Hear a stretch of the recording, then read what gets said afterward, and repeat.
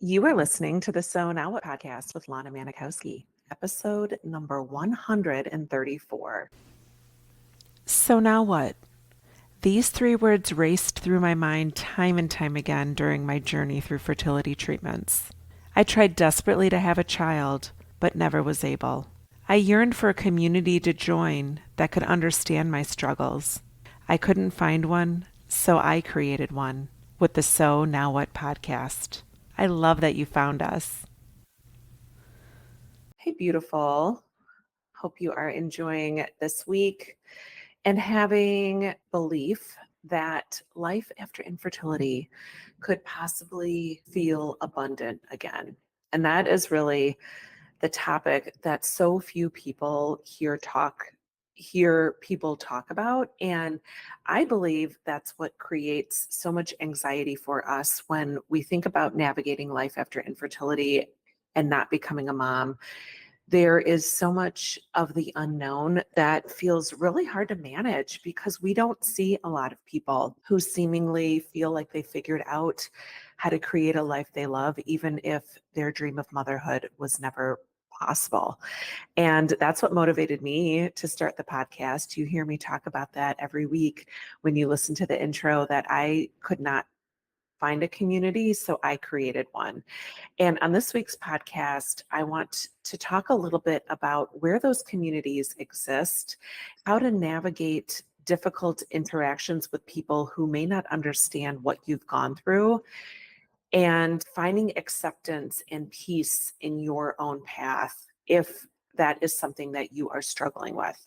One of the things that I feel really proud of is the decision that I made to believe that my life did not have to feel mediocre forever.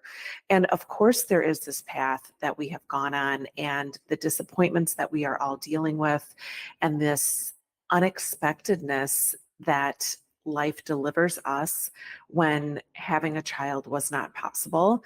So I don't think that it is something that women come out of fertility treatments automatically ready and able to feel this sense of connection to themselves. I know there is a downtime that I needed. I wasn't even sure what I was feeling. It was like this ton of bricks that hit me when my reproductive endocrinologist told me that he did not recommend I continue on with more cycles of IVF. And my husband and I had the conversations about, do we want to adopt? Do we want to get an egg donor? And when those weren't the right answers for us, I wasn't ready to automatically like flip the switch and feel better, even though I wanted to feel better. And I do believe that there is this portion of life that we just need to sit in the question of what life's going to be like. And if you're there right now, there is absolutely nothing that I believe you are doing wrong. But it's when you get to this point, when you know that this is not where you want to sit forever and you want to move forward, this is what we're going to talk about today. Where do you find those communities, and maybe how to interact in conversations with people who don't seem to understand that you aren't the same person that you were when you started your fertility treatments. Many women who face infertility often get these insensitive remarks. We get these like, oh, you can always adopt, or, oh, hang on, things will happen. Someone actually told me this a couple weeks ago, that I should still have hope. She knows somebody who, once they stopped their fertility treatments and weren't stressed out anymore, that they ended up having a child without fertility treatments. I looked at them point blank and I was like, oh, you must not understand where I'm at in my journey. I know that I'm not going to be a mom. So I appreciate that that happens for people, but not every woman has chosen to hang their hope on the fact that if they relax after fertility treatments, that they might become a mom.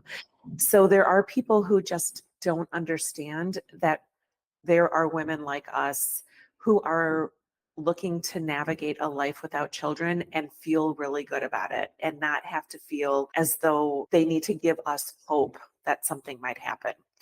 I think it's really important to have those conversations and be forthright with what it is that you're really trying to let people know about your story. Do you feel as though you want to hear those things? And if you do, great. But if you don't, being open and honest with people about your intentions for yourself and that their comments really aren't helpful might raise awareness for them, but it's more so to give yourself voice in your story, because I understand that for a long time we've been living in limbo and maybe not sure where we're going to end up on this path. And so we want to grasp those stories of hope, and we just don't have the words of clarification that we want to give people. But if you are somebody who knows that you are ready to take control back in your life and create this journey that does feel like you have ownership in it, this episode is for you. When you are ready to create this path for yourself, even though it's not where you want to be, I'm not saying right now, in order to create this path, you have to be at a point where you're like, oh my God, like I am so excited that I'm not going to be a mom. No, that is not reality. But if you know that you don't want to sit in this limbo and feel questioning of yourself in your future, then decide what is your next best step. And it doesn't mean that you have to have a path that's 10 years out in front of you. Sometimes it's just deciding what is your next best step and understanding, where are you going for acceptance? Where are you going for connection? And in today's day and age, for many of us, that's social media. Maybe the only place that you have found somewhere that you read online somebody's story or you hear someone coming online talking about things that you can resonate is social media. And that is great. But I want to warn you that social media sometimes is not helpful. I have found that on my path, even this far along. And as somebody who considers themselves an influencer in this community, because of the story that I tell and the way that it resonates with some people, that this isn't the end all be all. Watching Instagram stories or listening to this podcast, yes, is such a great thing for you to do. But what is your next best step after that? You're consuming a ton of this information. You're maybe hearing things or considering things that you've never heard someone talk about. And yes, it's great to get that information, but what do you want to do with this information? There's communities out there that are very helpful depending on where you are in your path. There are support groups, and I think support groups are super important. But support groups sometimes don't give you a path or don't give you this framework for what to do with this information that you're trying to deal with. You feel accepted, you feel recognized, you meet other people who have been on this journey, but they might not be at the same place as you with wanting to move past these things in your life that cause you disruption, these things in your life that cause you to question if you made the right decision or if you did something wrong, or to always be angry at people for what they say and the things that they do and the suggestions that they make. So notice, where are you finding yourself? And when you're in those communities, are you seeing someone who is growing because of the people in those communities? Or is it have you feeling like you're just nodding your head and being like, yeah, me too. I'm not the only one. And again, clarifying that it's great to be in those communities. I am not dogging those communities at all. They are so important on your path. But are you ready to move to that next step, to actually figure out what's next for you and appreciate that you have felt stuck for a long time, but you're ready to move forward? So maybe that's getting more involved in a coaching program. I started Thrive After Infertility. My next class starts in October. I already have women who months ahead have signed up for Thrive because they know that that's what they're wanting to achieve with their life, a plan, an actionable item that they can put into place each day to create this life that they love, even though it turned out so differently than they thought it would.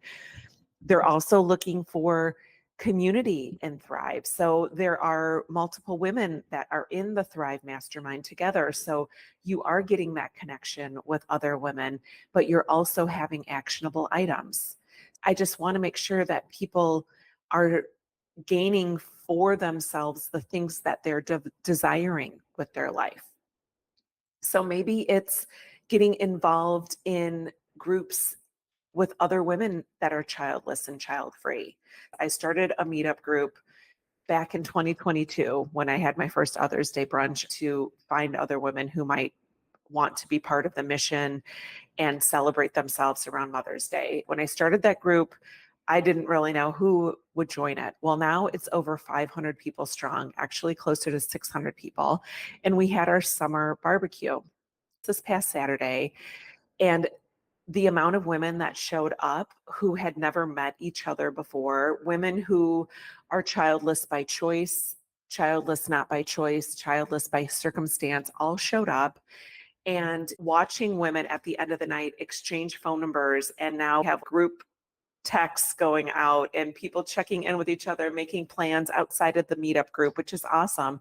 So finding places that you can surround yourself with women who want to be social, women who want to go out and meet new people, but not necessarily have to have that annoying icebreaker question of how many kids do you have? Or, do you have kids? So finding places for yourself to be part of a community that is social and getting yourself out there. Because I know that you probably were a really social person before your infertility treatments, and maybe during infertility and through IVF, you found yourself kind of pulling back because you didn't feel connected to the people that were in your life before you went on this journey. So being able to put yourself out there again and meet new people is one of the most amazing ways that you can start to create this pathway for yourself, that you feel alive again, social again, excited about meeting new people again, not feeling anxious about not relating to people because you know that people in this group are also childless or child free, depending on how you want to classify yourself. So if you don't have a group like that in your community, I challenge you to start one. Be the one who says, I'm ready to do this. Create a forum for other women who are ready to find you. That's really what I have been so motivated by. Like, there are so many women who tell me, oh my gosh, I'm so glad you started this group. I am so glad there's a place where I can come and meet other women and feel connected to other women, because for so long I felt like I was the only one who didn't have kids when I'd meet new people. Whatever it is that you choose to do, I just want you to think about it from who you want to be 6 months from now. It's hard to know who you're going to be 10 years from now because there's a lot coming at you and a lot that is unexpected. But 6 months from now, think about the person that you want to be. What do you want to be doing? What do you want to be thinking about yourself? How do you want to be interacting with others, whether it's the people that constantly feel the need to give you comments or bring you hope about not becoming a mom? Or maybe it's surrounding yourself with women who know that they're on that same path with you. Where are you going to go to find that and create that for yourself? And be aware that those are the places that you are putting yourself into. On social media, I go through and I clear out who I follow on social media. I don't always want to be following people who were once relatable to me and then became moms. Not because I hate them, not because I'm jealous of them. It's just because those aren't the people that I want to surround myself with. So I give you permission to go through and see who you're following. If someone pops up into your feed, unfollow. Or you know how you have that little option to not show you information like this? Take time to choose that the algorithm does not send you information like this, so that you can surround yourself with the types of things that help you to be the person that you envision being 6 months from now. And if you need help finding conversation starters and ways that you can respond to people who make comments about you not being able to have a child, I invite you to download the top 27 things people say when you are childless and how to respond. I am going to put a link to it right here in the show notes.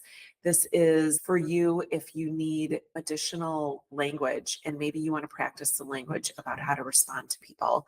So I hope that you have a beautiful week. I love you. And remember, that it's never too late to discover your meaning. I'll talk to you next week.